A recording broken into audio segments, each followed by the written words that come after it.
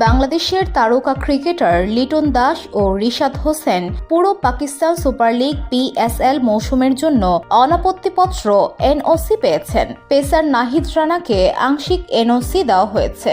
নাহিদ রানা একটি পত্রিকাকে জানিয়েছেন তিনি প্রথম টেস্ট খেলার পর PSL এ খেলতে পারবেন। প্রথম টেস্টটি 20 এপ্রিল সিলেটে শুরু হবে।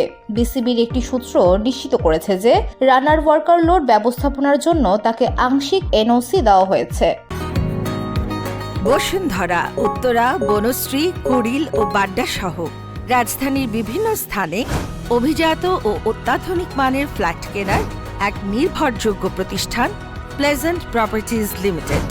তাই আপনার স্বপ্নের আবাসনের জন্য আজই যোগাযোগ করুন।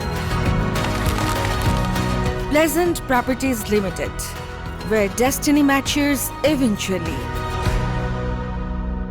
অন্যদিকে লিটন দাস জিম্বাবুয়ের বিপক্ষে আসন্ন 2 ম্যাচের টেস্ট সিরিজে থাকবেন না। তিনি পুরো PSL মৌসুমের জন্য NOC পেয়েছেন। টুর্নামেন্টটি 11 এপ্রিল থেকে 18 মে পর্যন্ত চলবে। টেস্ট ক্রিকেটে অভিষেক না হওয়া রিশাদ হোসেনও পুরো মৌসুমের জন্য NOC পেয়েছেন। লিটন দাস করাচি কিংসে খেলবেন।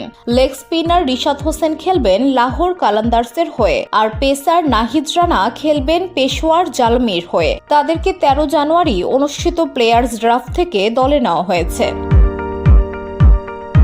VOD Bangla news desk.